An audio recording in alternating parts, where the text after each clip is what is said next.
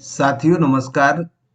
राज्य शिक्षा केंद्र भोपाल द्वारा प्रश्न मंच क्विज एवं हिंदी अंग्रेजी विज्ञान तथा गणित ओलंपियाड का रजिस्ट्रेशन 2022-23 के लिए किया जा रहा था, लेकिन कुछ विद्यालयों को जो उन्हें टारगेट मिला था उससे कम रजिस्ट्रेशन किए हैं।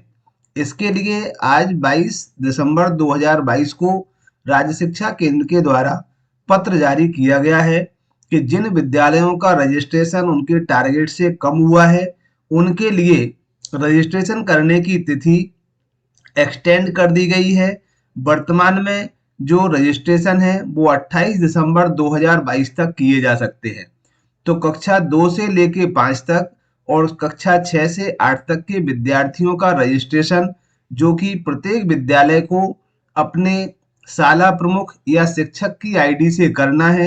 यदि उनके विद्यालय में टारगेट के अनुसार रजिस्ट्रेशन कम हुए हैं, तब ऐसी स्थिति में शिक्षक रजिस्ट्रेशन 28 दिसंबर तक कर सकते हैं। जैसे कि इस पत्र में कुछ जो डिस्ट्रिक्ट दिए गए हैं, 20 डिस्ट्रिक्ट हैं, जिनमें कुछ बहुत ही कम इसकी परसेंटेज रही है टोटल रजिस्ट्रेशन की। तो हम अपने रजिस्ट्रेशन को टारगेट के अनुसार करें, जिससे कि जो जनवरी माह में आयोजित होने वाला ओलंपियाड है उसमें विद्यार्थियों की सहभागिता उनकी दक्षता अनुसार हो सके और आगामी परीक्षा के लिए उनका चयन हो सके, जिससे कि छात्रों को ज़्यादा से ज़्यादा लाभ मिल सके। तो हमें इसके लिए क्या करना होगा, हम सबसे पहले तो अपना टारगेट देखेंगे कि हमें कितना टारगेट दिया गया था और हमारे विद्यालय का कितना टारगेट हुआ है। इसके लिए हमें क्या करना होगा, हम किसी भी ब्राउज़र पर जा कर के जिस तरह से हमने पूर्व में रजिस्ट्रेशन किया था, राज्य शिक्षा केंद्र की वेबसाइट पर जाके वहाँ हमें rskmp.in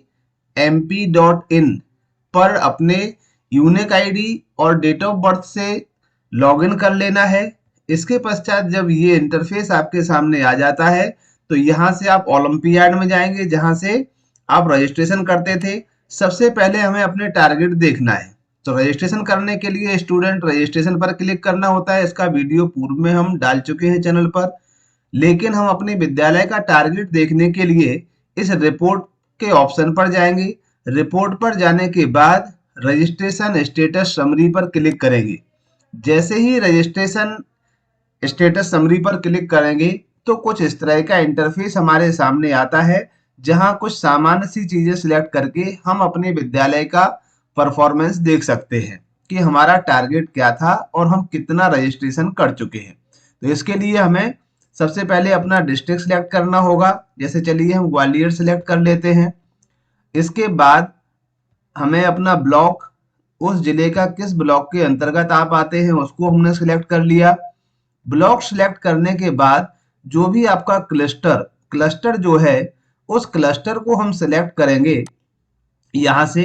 तो हम एक क्लस्टर यहाँ से सिलेक्ट कर लेते हैं ग्वालियर के मुरार ब्लॉक का, और यहाँ से क्लास, आपकी जो भी क्लास है जिसका आप टारगेट देखना चाहते हैं, क्योंकि रजिस्ट्रेशन हमें 2, 3, 4, 5 और 6 से 8 तक का करना है।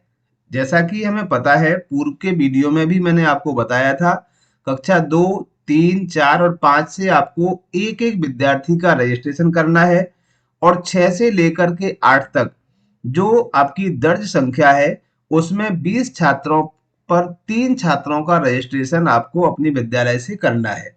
तो हम इसका पहले टारगेट देखेंगे।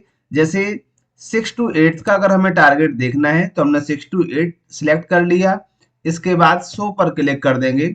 जैसे ही हम शो पर क्लिक करते हैं तो उस क्लस्टर के अंतर्गत जो भी शालाएं होंगी उनमें जितना भी रजिस्ट्रेशन किया गया है उनकी सभी की सूची आ जाएगी। जैसे सबसे फर्स्ट नंबर पर हम देख रहे हैं तो यहाँ टोटल स्टूडेंट की संख्या है 81, और 81 के लिए यहाँ 15 टारगेट दिया गया है।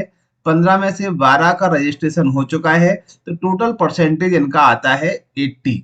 इस तरह से हमें 3 स्टूडेंट का रजिस्ट्रेशन और करना होगा, तब हम यहाँ पर 100% पर पहुंचेंगे। इसी तरह से आप अन्य विद्यालयों को भी देख सकते हैं। जो भी आपका विद्यालय है उसमें आप अपना टारगेट देखें, और यदि टारगेट से संख्या कम है तो आप 28 तारीख तक अपने विद्यालय के स्टूडेंट का रजिस्ट्रेशन कर सकते हैं। साथियों, ये थी एक बहुत ही महत्वपूर्ण जानकारी स्टूडेंट रजिस्ट्रेशन ओलंपियाड के संबंध में। अब समय रहते हुए रजिस्ट्रेशन करें, जिससे बच्चों को इसका लाभ मिल सके और उनकी हम तैयारी प्रॉपर कराते रहें, जिससे कि हमारे बच्चे इसमें सिलेक्ट हो सके। मिलते हैं कुछ इसी तरह की जानकारी के साथ नए वीडियो में। जब तक के लिए सभी को थैंक यू, धन्यवाद, जय हिंद।